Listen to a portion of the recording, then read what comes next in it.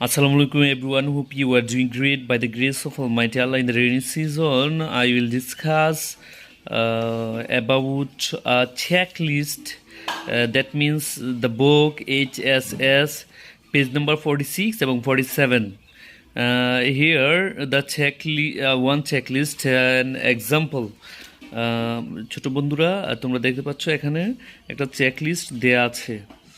এটা আমি তোমাদের সুবিধার্থে করে দিয়েছি। এই চেকলিস্টটা হচ্ছে এক নম্বরে হচ্ছে ডোর যেটা কমেন্টসের জায়গাগুলো খালি রয়েছে, সেখানে তোমরা দিবা মেড বাই স্কুল। উইন্ডো এটা দিতে হবে না। Teachers table made by school, teachers chair made by school, board not enough, বোর্ডের প্রয়োজন যথেষ্ট নয়। এরপর student table not enough, student chair not enough, educational poster on wall made by teacher, এটা টিচার করে দিবে।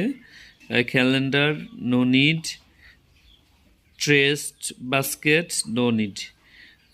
তো বন্ধুরা, আশা করি তোমরা এই যে 46-এর যে চেকলিস্ট কার্যক্রম কমেন্টসে আশা করি তোমরা বুঝতে পেরেছ। আল্লাহ হাফেজ। এরপর এখানে দেখতে পাচ্ছ 47 পেজ সেলফ অ্যাসেসমেন্টের স্টেপ অফ সায়েন্টিফিক স্টাডির মধ্যে 1 নম্বর হচ্ছে have select topic for the research. আসলে তুমি রিসার্চের জন্য কোনো টপিক সিলেক্ট করেছো কি না, এটা আসলে ইয়েস হবে। এটা ইয়েস, তুমি অবশ্যই টপিকটা কি গ্রহণ করেছো বা সিলেক্ট করেছো। Have mention specific research question, নির্দিষ্ট রিসার্চের কোনো কোয়েশ্চেন করেছো কি না, ইয়েস, এটা ইয়েস হবে।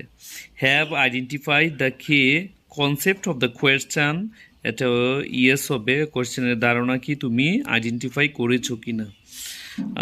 Have identify the source of data সোর্সকে তুমি আইডেন্টিফাই করেছো কি না, এটাও হবে ইয়েস।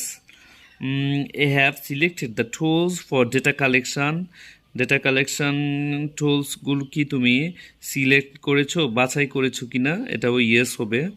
হ্যাভ কালেক্টেড ডেটা, তুমি কি ডেটা সংগ্রহ করেছো, তথ্য সংগ্রহ করেছো, এটাও ইয়েস হবে। এরপর হ্যাভ অ্যানালাইসিস ডেটা, তুমি যদি ডেটাকে বিশ্লেষণ করে থাকো ইয়েস দিবা, না হয় নো দিবা। আমি এখানে নো দিয়েছি। হ্যাভ রিচড আ কনক্লুশন, এখানে কি তুমি ইতি টেনেছো, কনক্লুশন পৌঁছে গেছো, এটা যদি তুমি পৌঁছে থাকো কাজের শেষে তাহলে ইয়েস দিবা, আর যদি পৌঁছে না থাকো তাহলে নো দিবা। আশা করি 47 এবং 46 ভালো করে বুঝেছো। আজ এই পর্যন্ত। Next will see again. Bye bye, Allah Hafiz.